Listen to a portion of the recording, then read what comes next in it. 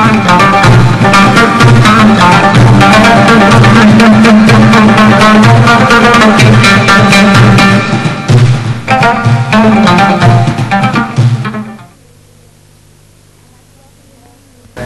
morning, ladies and gentlemen. I'd like to welcome you all to Natal Computer College's second Cultural Day. Thank you all for attending, and without much further ado, we'll commence to the first item, which is by the Muslim Students Association. Thank you, Madam MC. Assalamu alaikum wa rahmatullahi wa barakatuh. Peace and greetings to all of you in the name of Allah. The Muslim Students Association extends a warm and cordial welcome to our guest speaker, Mr. Ahmed Didat, the staff and students of Natal Computer College. Mr. Didat will be discussing the topic, the Quran and the computer. After his talk, students will be given the opportunity to ask Mr. Didat any questions. Please feel free to ask him any questions whatsoever. Mr. Didat.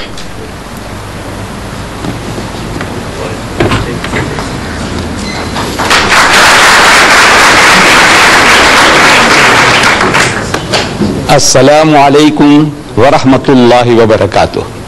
It means peace and blessings of God to each and every one of you. I feel privileged to come to speak to your computer college, and the subject that I have chosen is the Quran and the computer. Naturally, you are inquisitive, wanting to know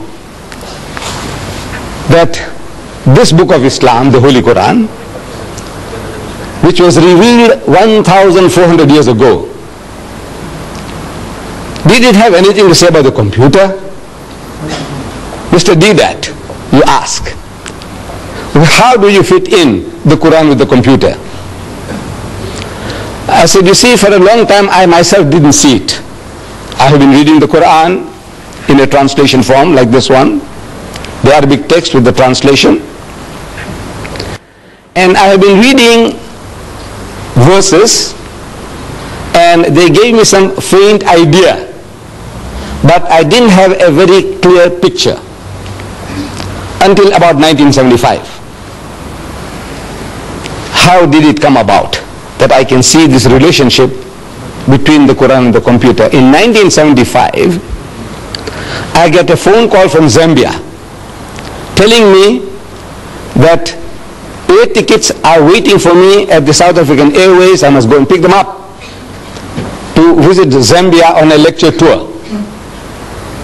So I rushed down to the center in Aliwal Street and Smith Street corner, South African Airways, and I go to the man at the reception and I tell him that I have had a phone call from Lusaka, Zambia, telling me that an air ticket is waiting for me. I have come to pick it up. And I know what I was expecting. I was expecting a booklet, coupons. You know what air tickets look like? Those coupons. So I was expecting such a thing like that. So I asked him that, look, I have come for it. So he tells me, he said, see one of these ladies. About a dozen of them were seated in a semicircular form with those terminals, visual terminals. See one of these ladies there. How can you see one of those ladies? To me, only one person out of the lot might have my tickets. I know what tickets look like. So I'm asking him, which one?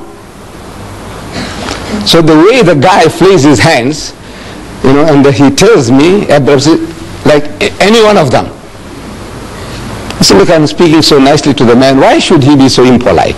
Is it because he's a white man and I'm an Indian? But I had no alternative. The way he directed me, I had to go. The first lady I saw was doing nothing. She was sitting at the terminal. I go up to her. I said, excuse me, madam, I have had a phone call from Lusaka and they tell me that there is an air ticket waiting for me. I have come to pick it up. She asked me, what's your name? So I tell her, my name is Ahmed Didat. She says, spell it.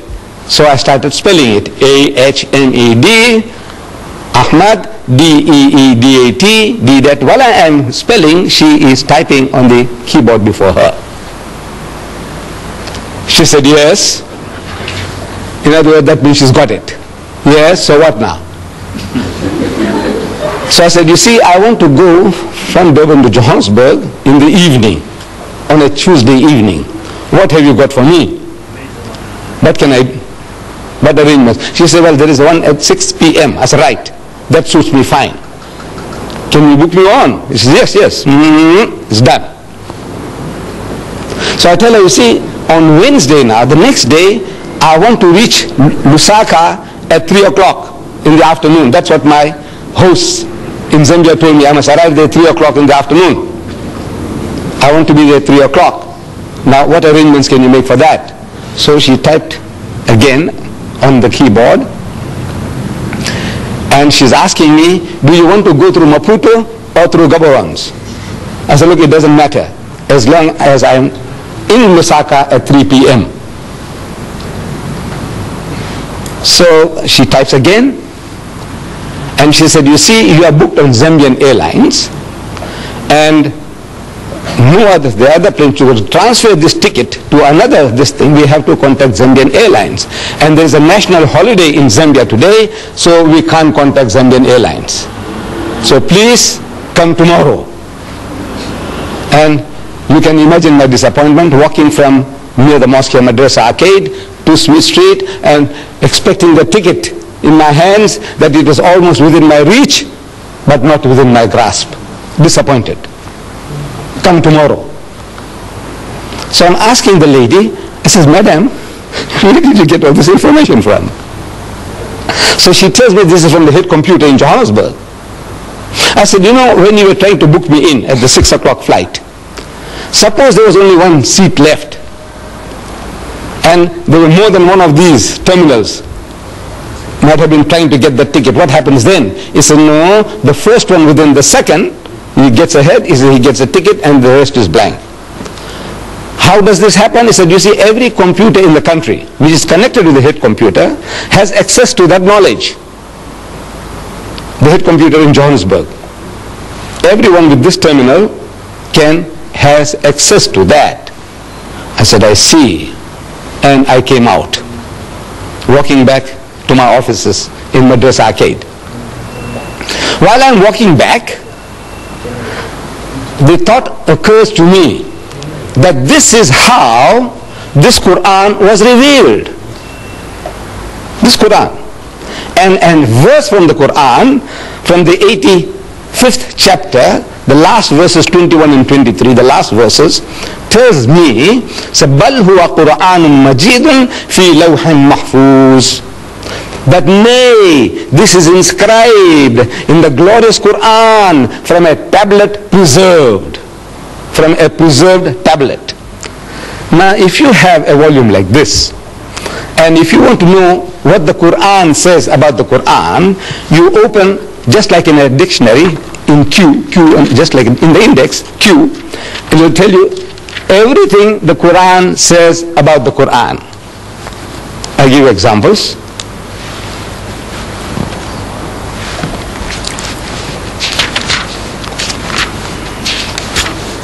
Quran. The divisions of the Quran, how it's divided into chapters and verses. Inspired message cannot be produced by other than divine agency. Verses, fundamental and allegorical, these are different topics. God is witness to the Quran. God's revelation, the Quran. Follow it and do right, the Quran. Respect and attention due to it. Book of wisdom, the Quran. It's in Arabic, the Quran. Described, and on and on and on. What does the Quran say about the Quran? The last subject in this index on the on the Quran, it says the tablet preserved. The tablet, this, when you have it, you'll be able to see it with your own eyes. It says tablet preserved, chapter 85, verses 21, 22. I read it to you. So the picture comes to me, this is how it happened. See, the whole picture comes along, the history of Muhammad, that he was in Medina, I have been reading, and a Christian deputation had come from Najran, an outskirt of Yemen. They had heard that another Arab now is claiming to be in communion with God. He's claiming to be a prophet. So these Christians, they said, let's go and see this another Arab, and we will question him, cross-examine him, want to know what does he know about religion. So they come to Medina, and they are housed in the mosque of the Prophet. They sleep in the mosque, they eat in the mosque, and they have a dialogue in the mosque for 3 days and 3 nights. It's going on. During the course of that discussion, the spokesman for the Christian is posing the question, among so many other things. He said, all right, now tell us, O Muhammad, what is your concept of God? And Muhammad, according to tradition, he doesn't just start answering. He, so to say, presses his spiritual buttons. There were no buttons to press. But I said, so to say, he presses his spiritual buttons, trying to commune with God. He said, oh my Lord, what shall I say? What shall I say? He could have made a case, like we do. At times when we are asked questions, we have no ready answers, so what do? We beat around the bush. We fumble to gather our thoughts. You see, it's like this, and it's like that, and so on. While we are talking, while we are trying to share, our thoughts are coming into focus. That's what we do. If I were to ask you, my children, what is 6 times 6? Immediate answer. I take it. 36. 6 6 36. I say, what is 12 times 12? You say 144. Because you have a ready answer. But if you didn't have a ready answer, what do? You say, well, you see, 6 times 6, you take 6 and you put 6 times 6, 6, 6, and then we add, and 6 and 6 is 12, and 6 is 18, and you are fumbling for the answer, but you will get it, but you fumble for it. That's how what we normally do. Muhammad doesn't do that. He could have said, you see, our concept of God is almost identical to yours. You see, you believe in the God of Abraham and the God of Moses and the God of... He said, well, we also believe... This is how we all talk. That's how we talk. Not so Muhammad. He's asked a question and he must get it from the highest authority, from the head computer. So what he does, he presses spiritual buttons and comes the answer through his mouth. He is the end terminal. Every prophet of God is an end terminal of that head computer, the knowledge of God. If you are that, you have access to that computer, the head computer, and you have a problem and you commune, say, oh my Lord, what shall I say? He said, tell them, Moses was told, tell them, thou shalt not commit adultery, thou shalt not covet thy neighbor's wife, thou shalt not steal, thou shalt not kill.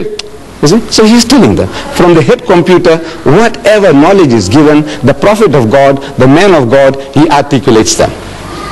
So he wants to know, what shall I say? Comes the answer. You see it in the 112th chapter of the Quran. Amazing. You open the chapter, it begins. Qul huwallahu ahad. Say, he is God the one and only. Allahu samad, God the eternal absolute. Lam yalid wa lam yulad. He does not beget and is not begotten. Wa lam yakun lahu kufuwan ahad. And there's nothing like unto him. Finish. Whole chapter is finished. 4 verses. And back to normal. He said, you see, this is our concept of God. When he spoke, while he was speaking, the normal discussion was on a different level of speech. Now, when he's uttering those words, he's on a different level. قل هو الله أحد الله الصمد لم يلد ولم يولد ولم يكن له كفوا أحد. And back to normal. He said, you see, this is our... Where did he get it from? He's asking. Oh my Lord. Nobody heard him. Nobody heard him say that. But he's asking, what shall I say? Comes the answer. I want you to see it in this book. It starts, say, he is God the one and only. So why say? A chapter begins, say, he is God the one and only. Why say? Because asked, what shall I say? Comes the answer, say, he is God the one and only. Now, this is how every verse of the Quran was revealed to the Holy Prophet Muhammad according to his needs from the head computer. He is the end terminal.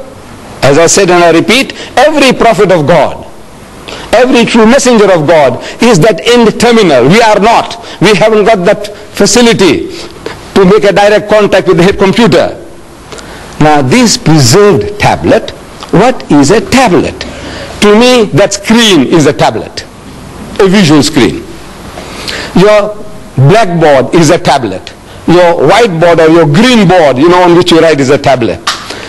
Your computer chip is a tablet. The tablet of stone on which Moses wrote the 10 Commandments is a tablet. Now this tablet that God is talking about is not made of metal or stone or the silicone chip. It is a spiritual tablet, a spiritual knowledge. It is not material. Now what do you want to know? What else do you want to know? This is some aspect of what the Quran says about the Quran. What do you want to know about the Muslims and about Islam? Everything is in this book. The easiest way to have access to this knowledge about the Muslim is the book. We ourselves, we might be confused. The Muslim can be confused on so many things. But if you want to know authoritatively, what does your book of authority, the Quran, say? So you go to the Quran. So if you open the index, some of the subjects, I just give you a quick glance at some of the subjects. This book, claiming to be from God, naturally it must tell us everything about God that we can know. So, under G, look for God. There are more than 140 different references that you have access to from here, from this book, from this index. God. He is your protector. Chapter 2, verses 257 and onwards. He is the creator of all. He is most bountiful. He is merciful. He is most kind. He is beneficent. He is the orphan's shelter. He is the wanderer's guide. The guys wandering around, he is a guide to him. He satisfies your needs. God present everywhere. He is unity. He is one, not one in a trinity. He is not one of two. He has got no begotten sons. He is wise. He is best disposed of affairs. He is most high great. He is irresistible. He is never unjust. He is exalted in power. He is free of all wants. He is worthy of all praise. And on and on and on. You want to know what does it say about man? Under M, look for man. Man means mankind. Men and women. Man. Let's see what it says about man. Man.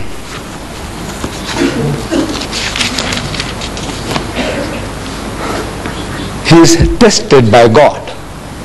He is being tested by God. In your behavior, what are you doing? How your mind is working? What you do? Things men covet. Things that men love most. And here, I might ask you, here, man as a male, I want you to tell me, if you can, what does he covet most? What does he love most? What does he want most? Huh? Money. Now don't be afraid. No harm done. We won't disqualify you in your exams. Yes, my child. Materialistic. Power. Huh? Huh? Who said that? Who said that? What did she say? Woman. Woman. Yes, woman. Look, this is 1400 years ago. This man Muhammad is made to say, things men covet. I want you to look it up when you have this book. You will have this book. Each and every one of you will be entitled to this book free. I will give it to you all free. This encyclopedia. So no use me tantalizing before you. You know that golden carrot, and says, you see, it's there, it's there, it's there. And he says, where do you get it? I say, you see, you go to the Islamic Propagation Center and you buy one. Now I want to do business with you. No, I'm not here to do business. So the Quran says, زُيِّنَ لِلنَّاسِ حُبُّ الشَّهَوَاتِ مِنَ النِّسَاءِ. So fair in the sight of men is the love of things they covet. Number one, مِنَ النِّسَاءِ, of women. وَالْبَنِينَ, then your offsprings, your children. وَالْقَنَاطِيرِ الْمُقَنْطَرَةِ مِنَ الذَّهَبِ وَالْفِضَّةِ, and hoarded heaps of gold and silver, and wealthy land, and horses branded for excellence. These are the good things of this world's life, says the Quran. But the nearness to God is the best of goals to strive for. Number one, the greatest distraction for man is woman.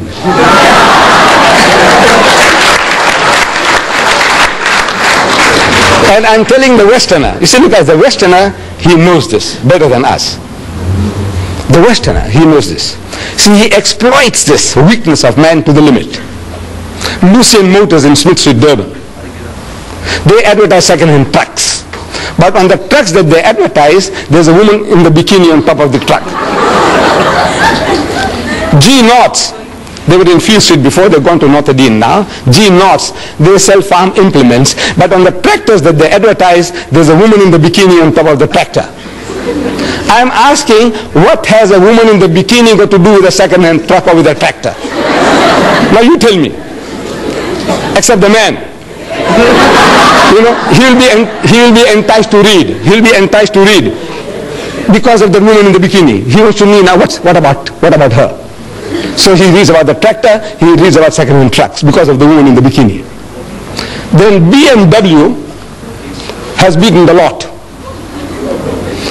It's a motor car, from my understanding, a little better than the Mercedes-Benz.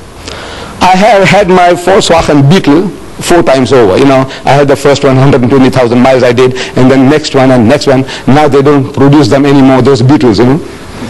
Now I had to buy a Golf. First Golf finished, then I had to buy a second Golf, and I got my second or third one now. I'm still not in the market for a BMW. I don't know about you, Mr. Maharaj, Natal Computer College. So, but I see the advert in our daily news, our local paper. BMW motor car, advertised. A picture of the BMW motor car. In front of the motor car, there's a woman in the skimpiest of bikini, what you call the tanga, you know, the G-string.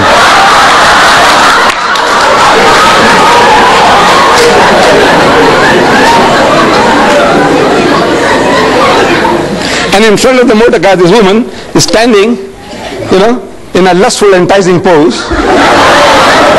You can almost hear her saying, come on, come on.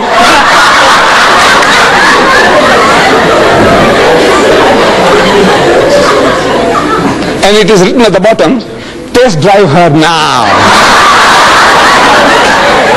Who?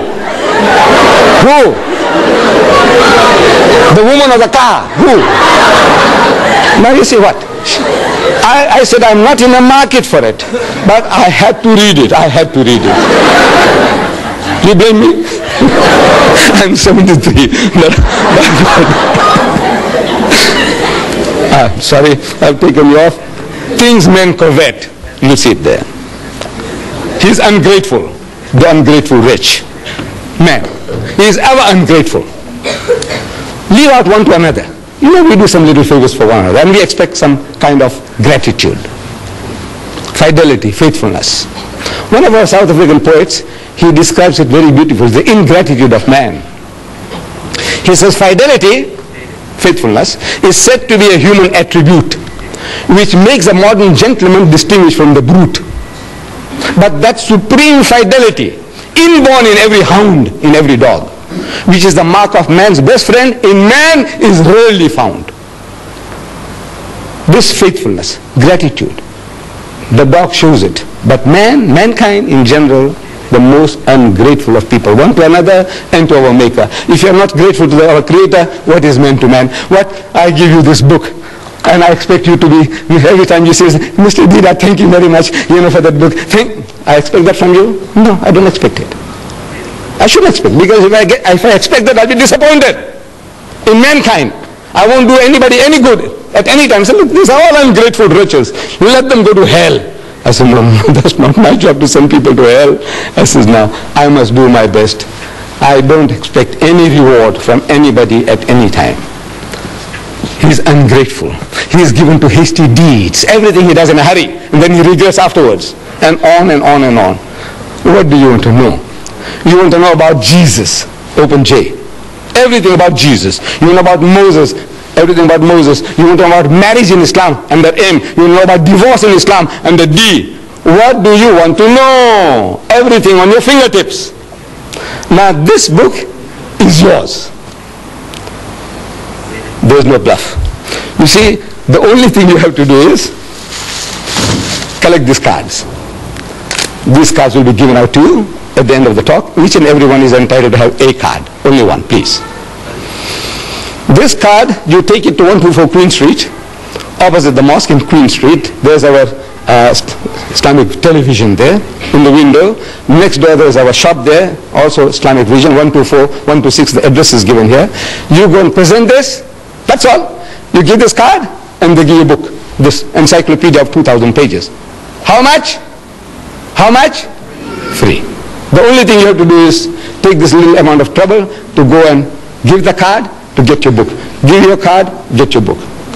Now, what you do, suppose you take this card and before you go out, somebody tells you, man, you will get caught with this book. This book is going to capture your mind. It's going to enslave your mind. And if you get terrified, what you do? Tear it and throw it away. There's one book gone. Just tear it and throw it away. But you owe it to yourself. You owe it to yourself. There are in the world today 1,000 million Muslims. Just from the point of view of knowing how their minds are working, just from that point alone, you want to know what does his book say about what and what and what. The guy, the Muslim fellow who comes to you, you make an appointment, and the guy turns up late. Now, we are all, I don't know, most especially we black people, Indians, Africans, Coloreds, we are all, Muslim or non-Muslim, we are all not punctual. Generally, we are a very unpunctual people. We don't value time. But now if the Muslim fellow lets you down, you see, you have something to beat him with. And he can't fight back. You ask him, he says, you Muslim? He says, yes, I'm Muslim. He's very proud to say he's a Muslim, yes. And you're late? He said, well, he said, wait. You are going through a special training of punctuality. Once a year for 30 days, you are so punctual to the second, to the minute. In your fasting month, you fast? He said, yes. You fast? He said, yes. When you break your fast, when do you break your fast?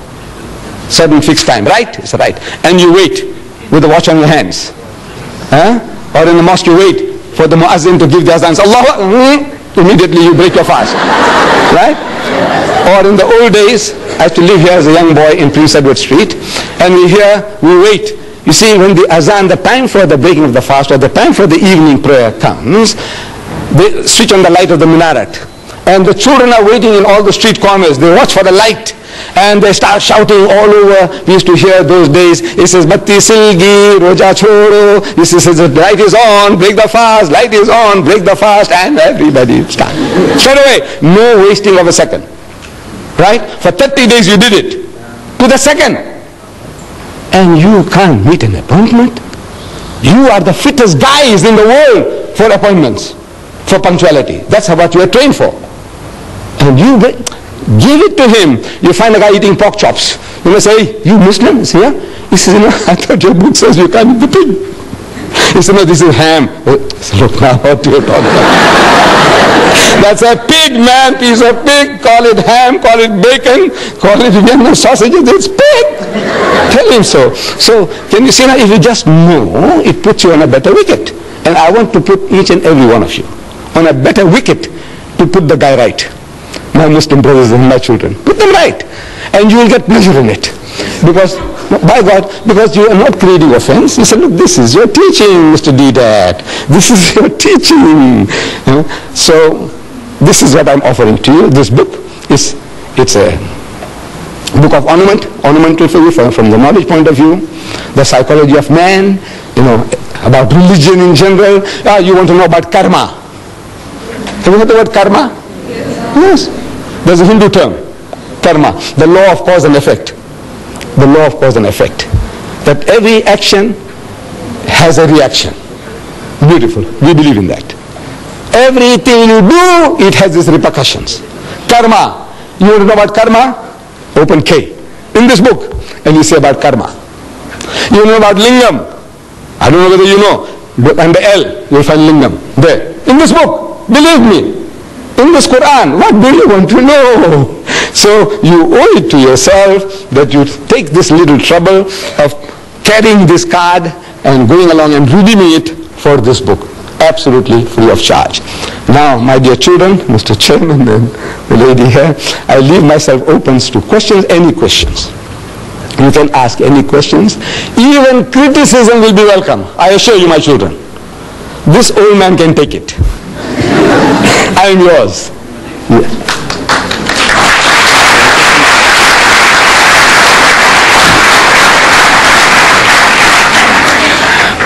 Thank you, Mr. Didat, for that rather enjoyable and enlightening talk. Please feel free to ask Mr. Didat any questions whatsoever.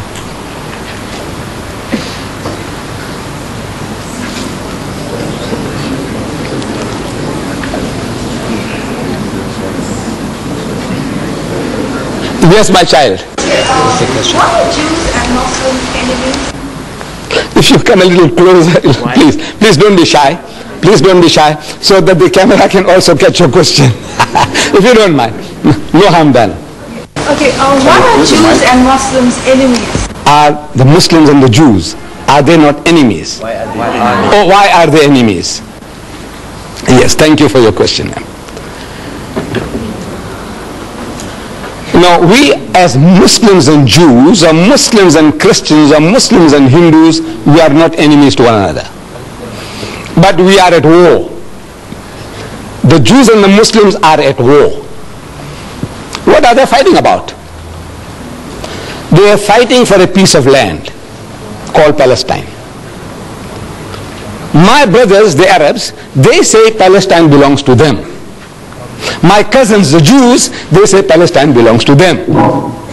It's a battle for the land. We have between brothers and brothers. Brother, they're all, among us especially. Father dies, and you find that this estate can't be settled. They must go to court. They must go to court. The dividing the shares, the inheritance. There's a war after war. Every Indian, I'm talking about the Muslims. You see, I don't know about the Hindus so much. But I know my own people. You have to go to court. You have to go to court.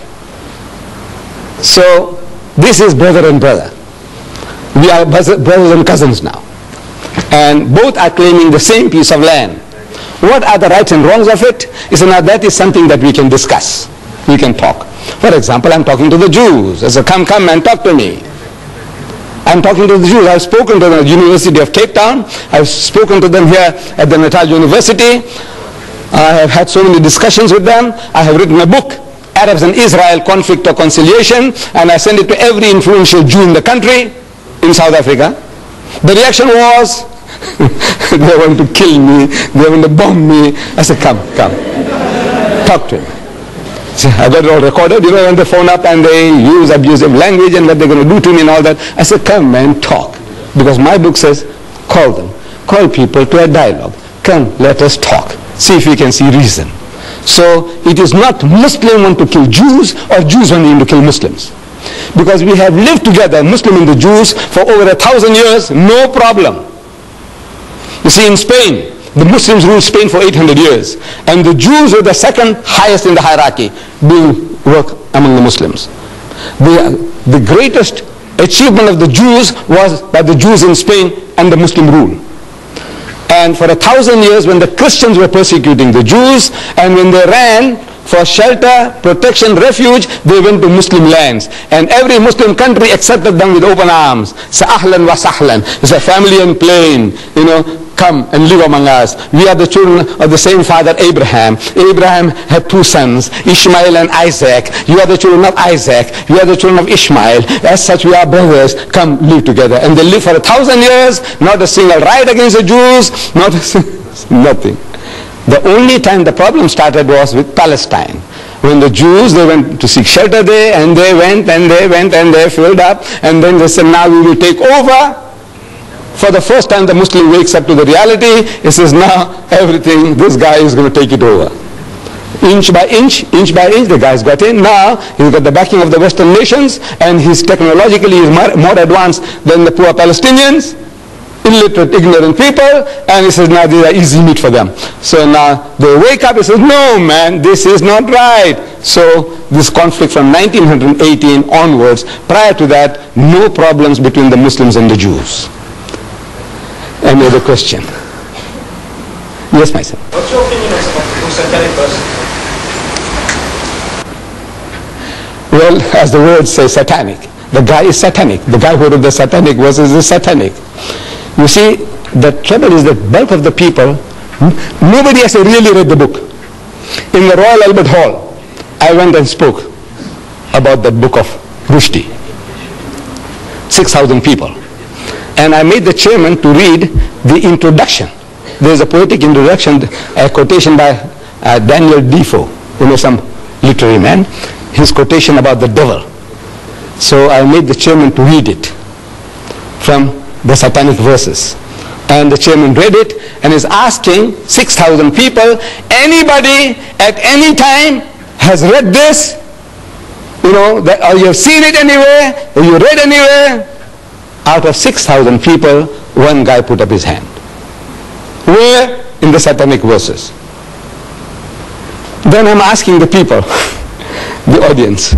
I said, you see, Rushdie has something special to tell about you Londoners. I said, on the very first page, he calls you all bastards. You Londoners are all bastards. Do you know that? No. I said, Londoners, I said, whether you are an English Londoner, or a Pakistani Londoner, or a Sikh Londoner, or a Hindu Londoner, you are a Londoner, you are a bastard. Shocked. I said, look, what have you been reading? You say this book is very good. I said, come on, talk to me. Then, of course, it was more than an hour's talk. I'm giving him what he says about Rama, what he says about Sita. Did you read it? He says, no. I said, you were going to kill him, you. What he says about you white people? The whole white race is his white women, no mine, fat, Jewish or non-differential. White women, I can't say. There are other words. What they are good for. I can't. But I said, now you talk to me. You want to know? I said, you white man, you know what he says about your mother, your wife, your sister, your daughter. You Jew, you know what he says about your mother, your wife, your sister. I want to know what are your reactions. Then this is what he says about Rama and Sita. This is what he says about all of your whole white race. And on and on and on. The filthiest, dirtiest book in my life I ever came across was the satanic verses. Really satanic. Keep away from it. From the price point of view, at one time it was costing 15 pounds. There's 75 rands. You know 75 rands on that? It's about 540 pages. 75 rands. Here I'm giving you, my son, 2,000 pages free of charge.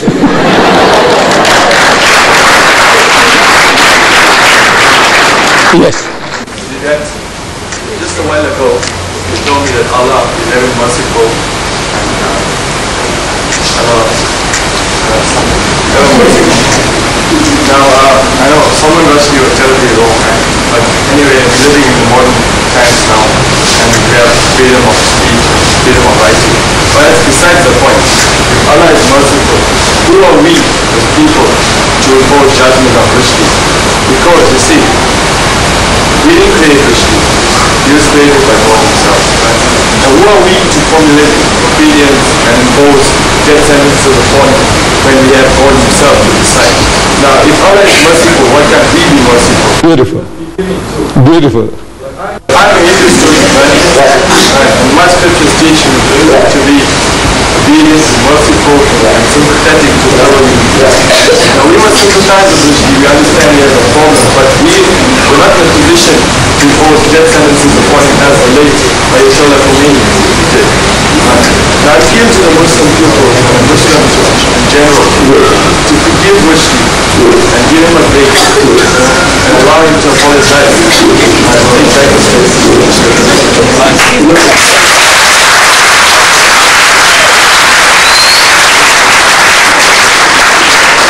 My son, very beautiful thoughts. God is merciful and we are expected to be merciful. He is just and we are expected to be just. He is beneficent, we must be beneficent. Charitable. He is holy, we must be holy. That is the teaching of Islam. That is the teaching of Hinduism. It's a beautiful teaching. But now, we are also told to respect one another. Now I ask you, what is your name? So you tell me, I am Mr. So-and-so, Naidu, or Padyachi, or Mudli, or Govanda, whatever. They say, yes. I knew your great-grandmother. Because a lot of people, I know the grandfathers and grandmothers. I'm 73 now. Since I was a young man, I have been moving around a lot, you see, I know. So I said, yeah, your grandma, yeah, man. Weekends are straight, she used to live there, you know. You know, she was the biggest whore. I said, you know, she was international, not only for Indians.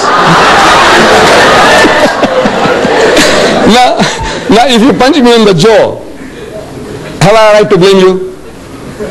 I said, what am I doing? I'm asking for it. Am I not? I said, what am I doing? Talk, man, talk. Talk nicely about everybody. You swear my mother, look, you can call me anything.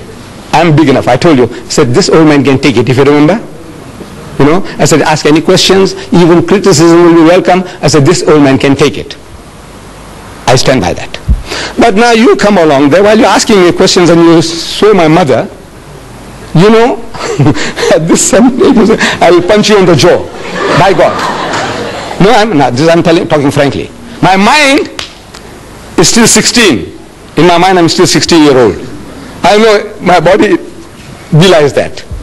You see, but my mind tells me I can give it to you, and I will punch you in the jaw. Maybe I'll break your jaw and also break my hand because it's gone too soft now. It's not what it was before.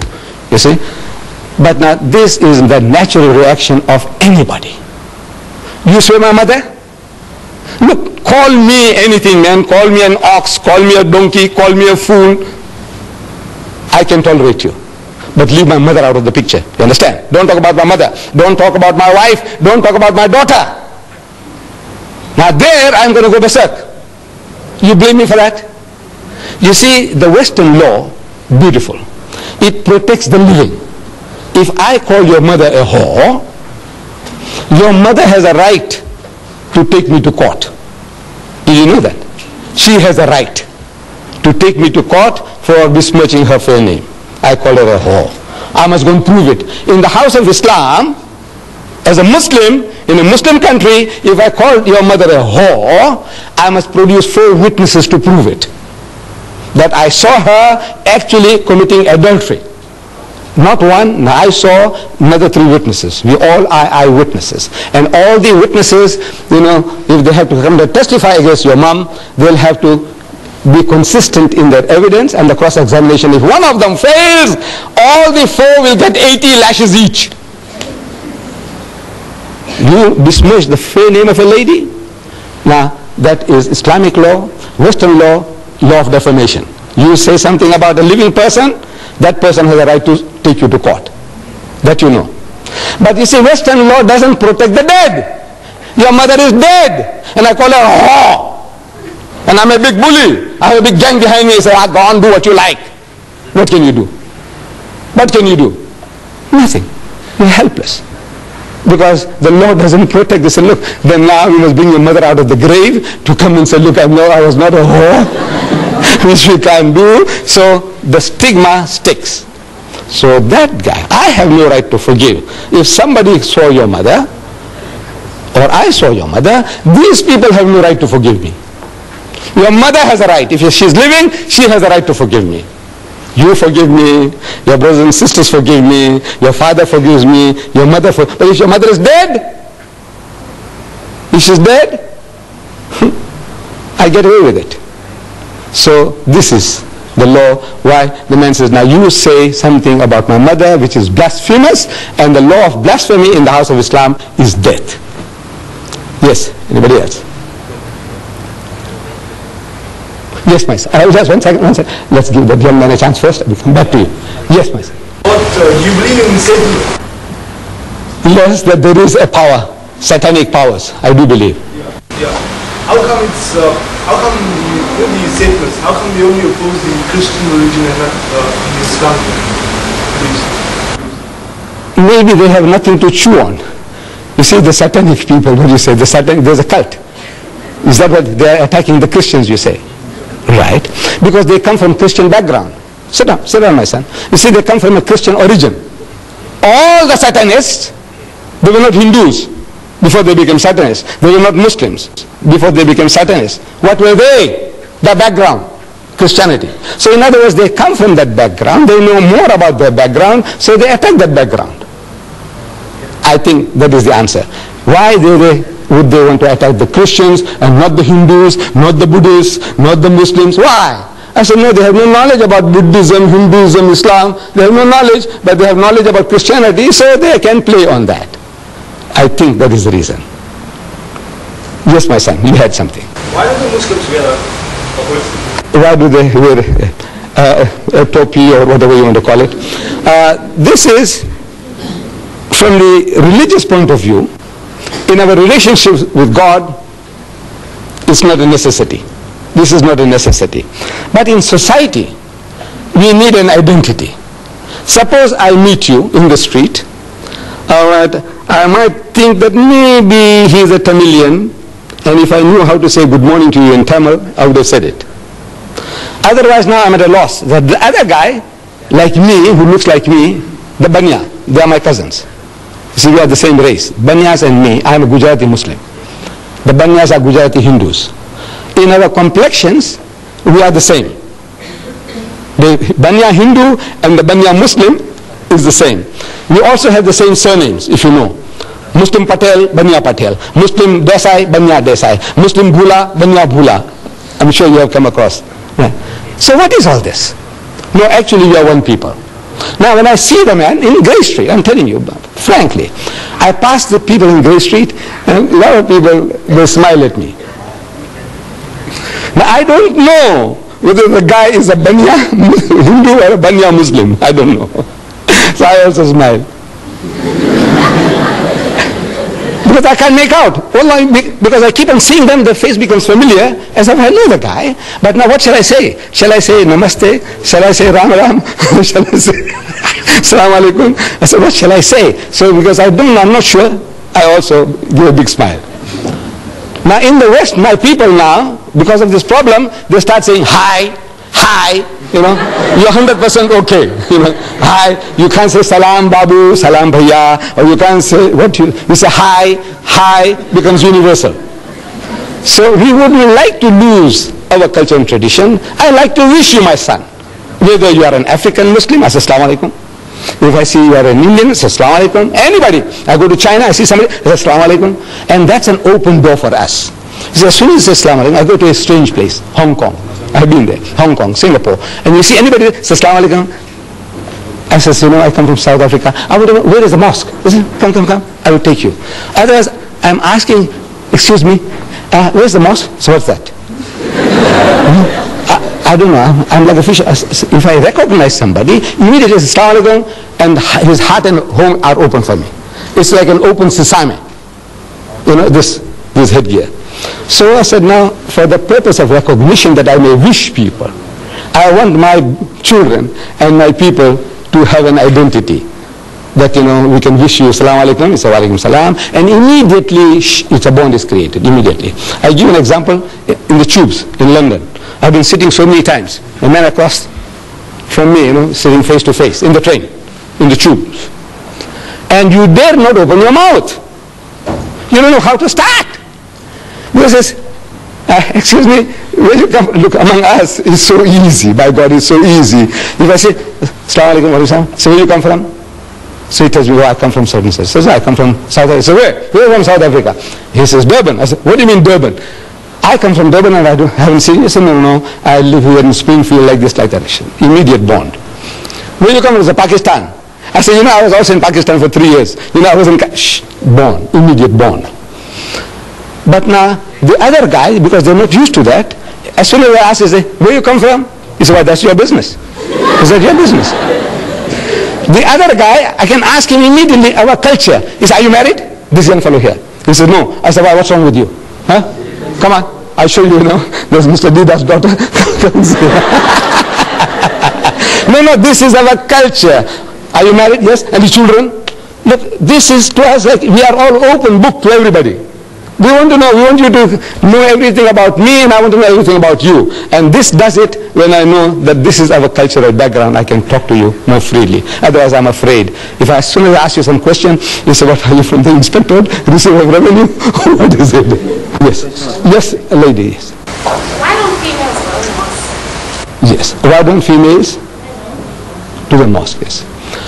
You see, the mosque, the obligation to pray in the house of Islam is on everybody, male and female.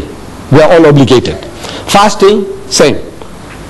Pilgrimage, everything that the man does, the woman does. Everything, same. But there is what is called a segregation of the sexes in the house of Islam. Like among the Africans, it's a shamipa, respect for womanhood. So the man comes along into the kraal, the men go with the men, and the women go with the women. Now in our culture, it's the same. There is what is called a segregation of the sexes. Men and women are not allowed to freely intermingle. So in the absence of a separate facility in the mosque, where they can come into the mosque without intermingling with men, they pray at home. But now in the mosques in South Africa, provisions are being made. Where you have a separate entrance for the ladies, separate ablution facility for washing, toilets, everything separate. They are in the mosque yet out of the mosque. In other words, what is forbidden is free intermingling. In the house of Islam, means in our teaching, no Muslim man has a right to be alone with a woman who is not his mother or wife or sister or daughter. Everybody else is to keep them at a respectable distance. If I was going to Johannesburg, alone in the car, I need company. If I see you, my sister, my daughter, you standing by the roadside, trying to thumb a lift, my religion says don't give her a lift. Not because you are an African. Even a woman of my own race, don't give her a lift. But if she's accompanied by a man, maybe her husband, maybe her brother, maybe her father, it's an act of charity. Come inside, I'm empty, where are you going? I'm going as far as Newcastle, it's all right, get it. Free. It's an act of charity. But if the woman is alone, whatever race, my own race, he said, don't give her a lift. Why? Because it is a challenge to man's manliness if he doesn't make some suggestions. This is man, any man, every man, unless he's a hypocrite or something else wrong with him. A man is a man. He has a woman beside him and is traveling alone now. He wants to know, are you married? He says, no. Have you got any boyfriends? He was, are you married? How long? 15 years. Any children? He says, no. He says, Mr. Naidu, working hard enough. Big joke. This is man, any man. See, every man is like that. So therefore, he says, now look, before that thing happens, this old man, I'm talking about this old man himself. Look, before that happens, you see now, you are nice and jovial, you are smiling, I say some small joke and you laugh like hell, in the car. To me, this woman is game. She is fair meat. This is man, any man, every man. So, Islam says, keep him at arm's length. I must keep you respectfully at a distance, and you keep me at a respectable distance. This is the reason there is no free intermingling of the sexes. Yes. Yes, my son. With all due respect to your religion, may I know what is the purpose of circumcision? Because I mean, now, if I were to join your Muslim sect as such, and that hurts. Right. Agreed. The young man wants to know about circumcision. I know that is the biggest barrier, in we getting converts. The man says, man, I agree with you, everything is fine, I said, look, man, you mustn't eat the pig. He said, but what's wrong, man? Pork? I said, well, I'll reason with you. He said, well, I can see your point. I said, look, you mustn't drink. He said, but uncle, a little nip or a tot, man. I said, look, my son, these are the dangers. He said, well, I can see your point. I said, no, don't be promiscuous. Don't go along and dance with other people's wives and daughters. And I said, but what's wrong, uncle? I said, look, I will reason with you. And he says, uncle, I see your point of view. But now, you agree with everything. And I said, now, circumcision. That's hard. So now I said, now what is this? I said, my son, this is for your own benefit. Look, now I'm talking about yesterday, day before yesterday, it was in our local paper. Cancer, the cervix in women, which is a killer among women. Cancer of the womb is a killer of women. 85% of all women who suffer from cancer of the womb are wives of uncircumcised husbands. Problem. I went to the R.K. Khan hospital some years ago. I had a problem. And I'm sleeping there on the bed. So this is our culture. See, say you, what you here for? What you here for? Means what's your problem? What's your name, Mr. Reddy? So he tells me, so uncle, it's, it's like this, like that. And what? He says, problem with the foreskin, circumcision. Next to me is a young boy, schoolboy. I said, what's wrong with you? He said, no, nothing wrong with me. I said, no. I want to know what brings you here. Why are you here? So he says, you see, uncle, difficult. So he's telling me, actually he's got constriction. He must be circumcised. He's also ready. Look, no insults upon the ready. There are readies here, so many. It's just coincidental that the guy next to the wall was a reddy, grown-up man. This guy was a reddy. Across the aisle, Hindustani gentleman about 50 years and more. So I go up to him. I said, Bhaiya, what brings you here? Why are you here? So again, he's in turmoil. He's in torture. He's trying to tell me. He's got a problem. He must be circumcised. Otherwise, the skin has come in the way. I said, I'm telling the nurses. Look, you see, as you see me, I enjoy talking. So I say, your husband, is he circumcised? He said, no. Your husband, is he circumcised? He says, no. I say, hey, you got a problem. I said, tell them all to be circumcised. Not for religious reasons.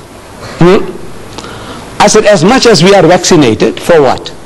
Our government tells us, according to the health regulations, that if you're vaccinated, there's less likelihood of you getting smallpox and this and that.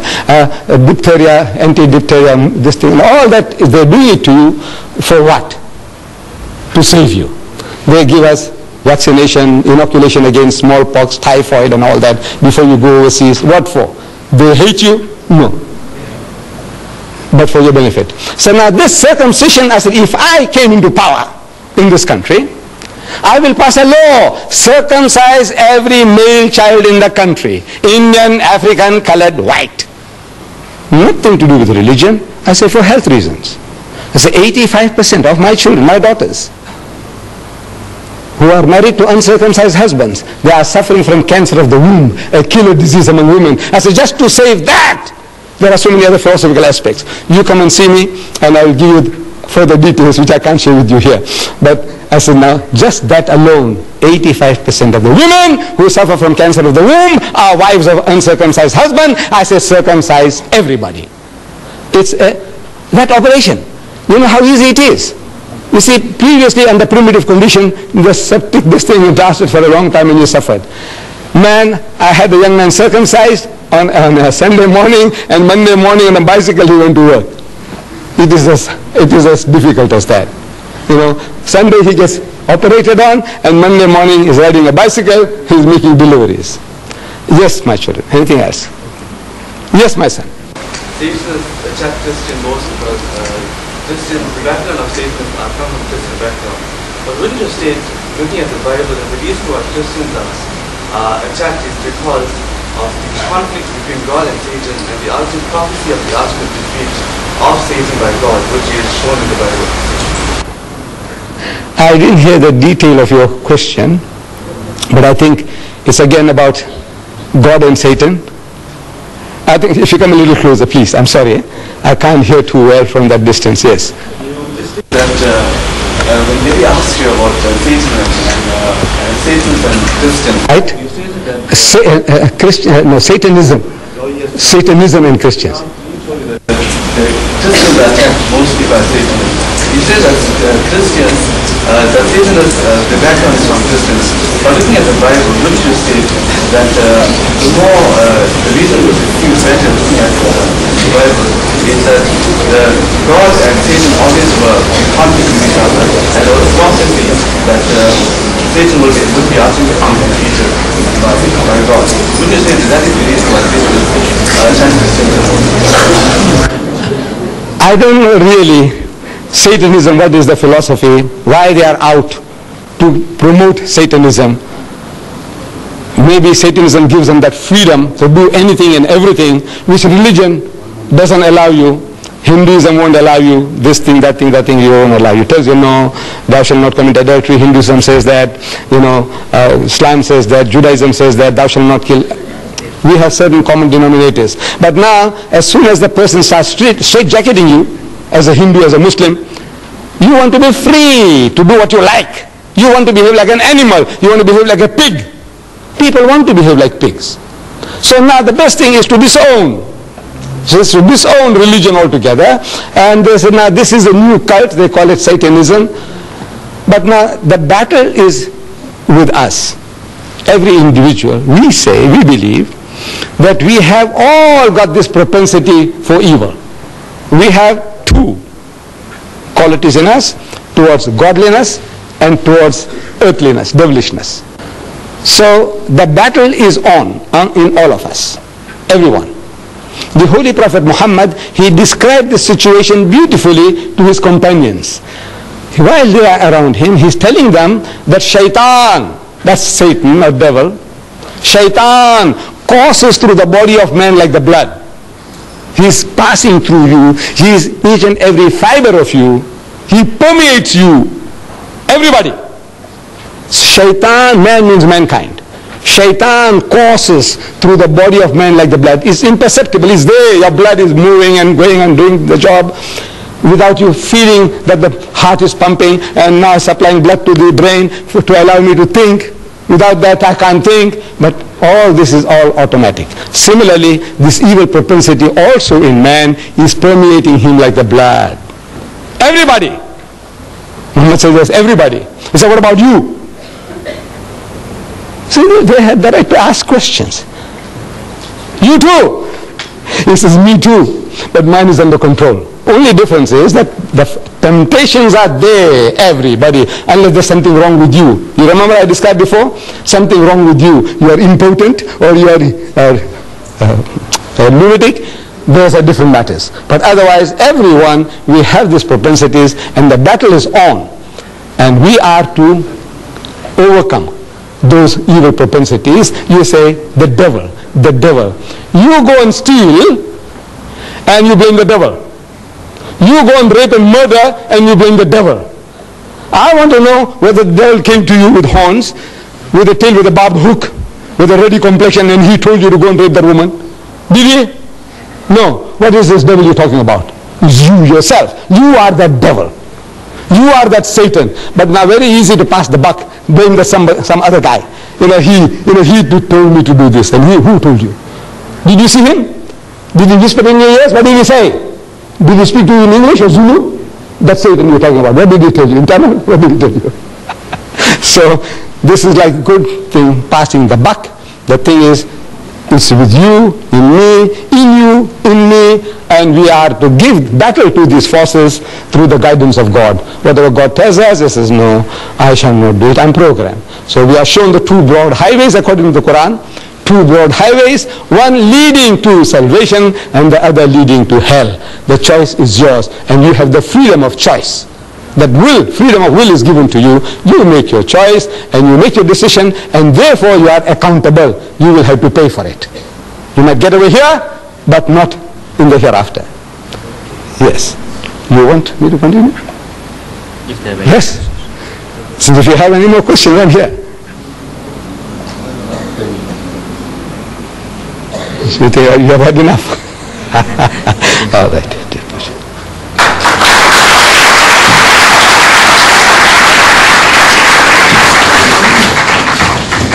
Thank you for your questions.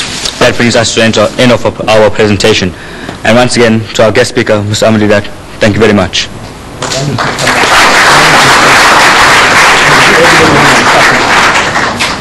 Thank you, Mr. Didat, for a very enlightening and interesting speech.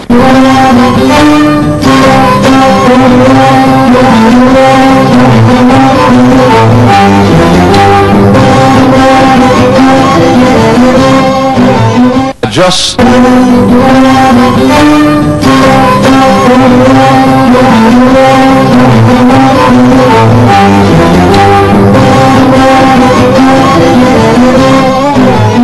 just met Mr. D-Doc this afternoon, just a few minutes really, I should say this evening, and he's one of the type of gentlemen that you meet and you liken instantly.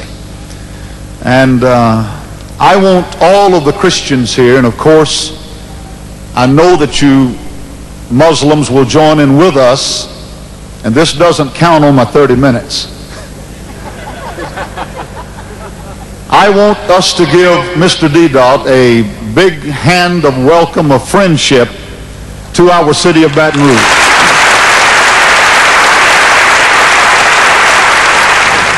Tonight, I take great pleasure in presenting my friend, whom I'm meeting personally for the first time, Mr. D-Dot, with a present.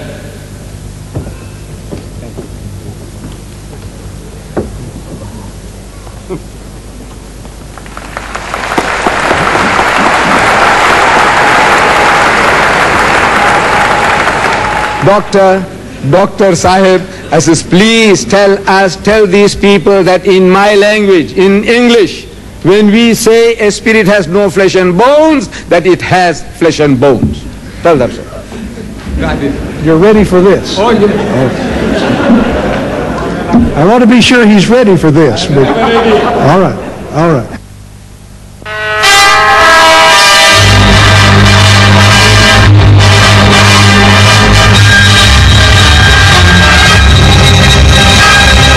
I would like to see Mr. de Klerk gather them together, black and white, Bishop Tutu, everyone, come together and repent for lying on God. Now, I would ask you, as a Christian, one who proclaims and professes to have met Jesus, how are you and your people going to develop 2 million jobs for the country? All right. How are you going to stop making the Pope white, Mary white, Jesus white, Moses white when they were not white? When and where are you going to develop a mass education program and not tell the people to wait till they get to heaven? When are you going to tell the man with 47 cars to sell those cars and give that money back to the poor people so that they might have a decent life? When are you going to repent on behalf of the Christians for enslaving the people, the descendants of whom are in this building tonight? When are you going to repent for causing the slaves to be prostitutes? When are you going to repent and ask forgiveness? When are you going to ask the white people to give back at least half of the 87% of the land that they stole in view of the fact that the Bible said, thou shalt not steal? When are you going to persuade your Christian white brothers to not control 95% of every asset in this country? And finally, when are you going to persuade the white people to give to the Tswana tribe all the Kimberly property that was the birthplace of all of the diamonds, and give them an accounting for all the money due to them? When? I have not studied much, but what I do know, I have met Jesus. Thank you. And I know he has changed my life. So you don't want to answer the question? That he will change many other Thank people you, sir. except him. Can I have the next question? All right, please? brother. Thank you very much. Keep the faith. When white people say they're white, they're not referring to the color of their skin. If Margaret Thatcher gets a suntan, I don't know what it would look like, but let's just assume that Margaret Thatcher got a suntan. You wouldn't call her a colored woman, would you? You would still call her a white woman, even though her skin may be brown. What do you mean when you say white? You mean that she is from Europe. So whether she's Italian, white, Sweden, white, England, white, France, white. White means coming from Europe. Black means coming from Africa. So whether we're fair skin, brown skin, dark skin, East Coast, West Coast, North, South, if we're from the black continent and we've been here 300 years, we are black people from the black continent. all over the world, 1 billion people uniting through Ramadan. That's why I'm hopeful and optimistic that by the year 2050, when 1 out of every 2 persons would have been born a Muslim, we would have the first real meaningful opportunity for a permanent world peace. Assalamu alaikum. This country could explode. Who will be the first targets? The businessmen, the lawyers, those who didn't want the masses in their office. They will come without your permission. So if Hitler killed 6 million Jews who were European Jews, and Hitler was a European, give the Jews part of Germany, not of Palestine. Sure, he works. So do I. Raising the kids is not easy. Cooking and washing and taking them to school, this is not easy. He doesn't seem to understand I work too. What I'm trying to find out, and you may know better than I do, tell me specifically, if I got this, everyone in this room, and we went out to the homeland and we started teaching people how to read who did not know how to read, what would the government do? What I'm saying to you in closing is that there is a great opportunity to really be a new South Africa and a new African. Forget the begging. There will be no gifts. I don't care what the World Bank tells you, the International Monetary Fund tells you. It's crumbs.